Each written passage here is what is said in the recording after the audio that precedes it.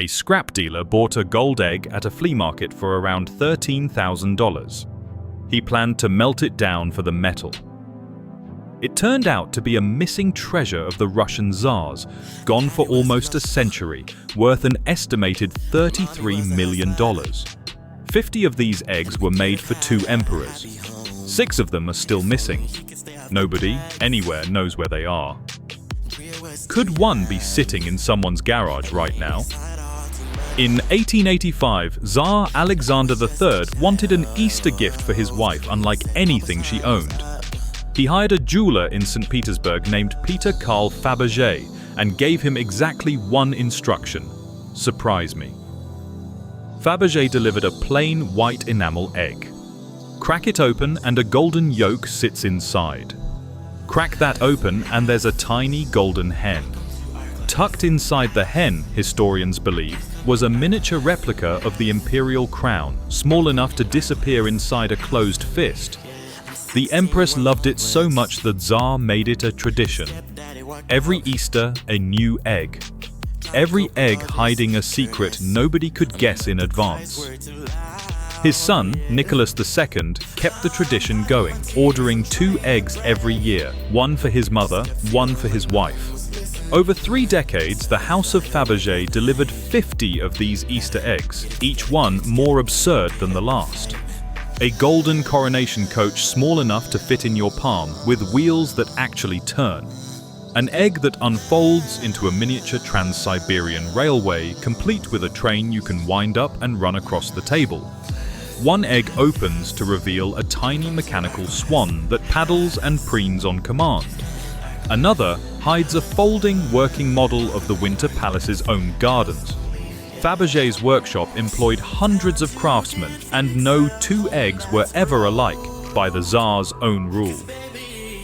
2 more eggs were already commissioned for Easter 1917. They were never finished. That spring, the Tsar's world ended. The Bolsheviks stormed the palace, the imperial family was placed under arrest, and within a year they were executed.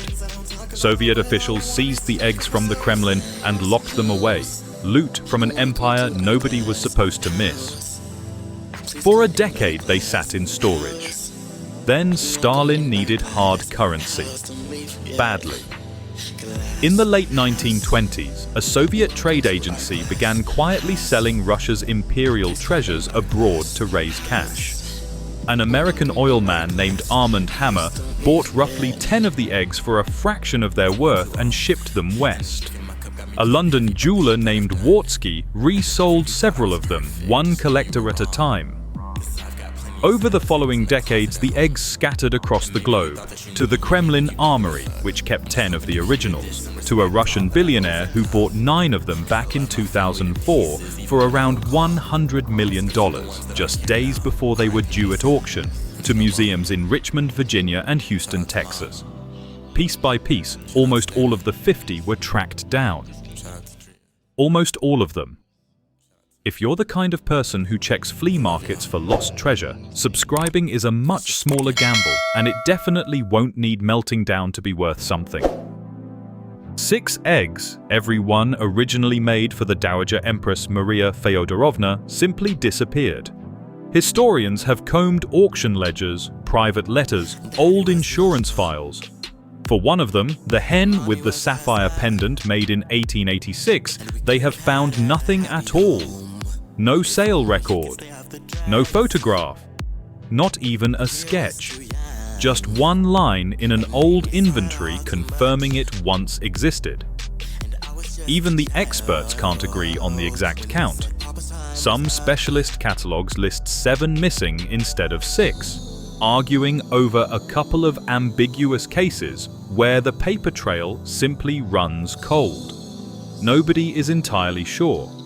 What everyone agrees on is this: whichever number is right, real imperial treasures, worth tens of millions of dollars apiece, are still out there. It could be sitting in a private vault. It could be sitting in an attic, mistaken for costume jewelry. It could have been melted down decades ago by someone who had no idea what they were holding. Nobody can rule any of that out. Which brings us back to that scrap dealer. Sometime around 2004, at an unremarkable flea market somewhere in America's Midwest, he bought a gold egg on a stand, mostly for the metal. For years, it sat doing nothing, worth to him whatever the gold and the gems could fetch as scrap.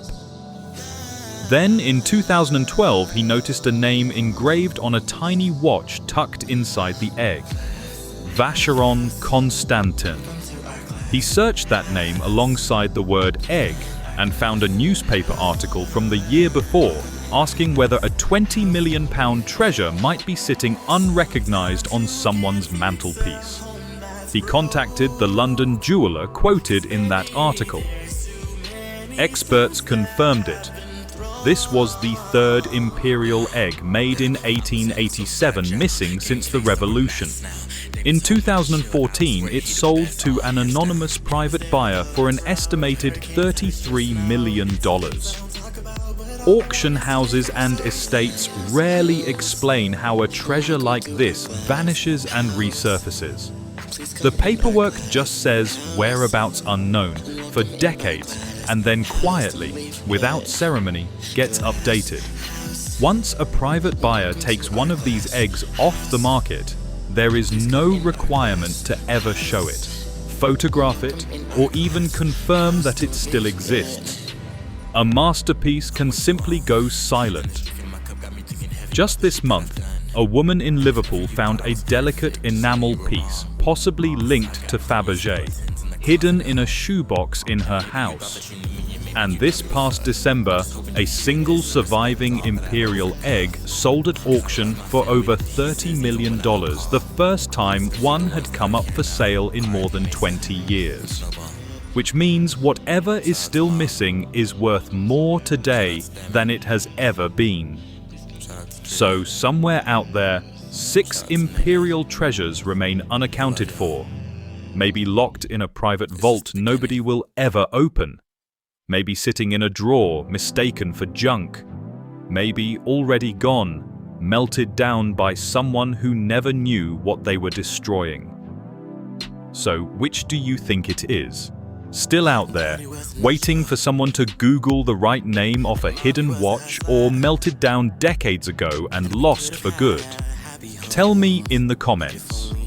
And if you like a mystery that's never been solved, go watch what happened to 13 paintings still missing from a Boston museum 25 years later.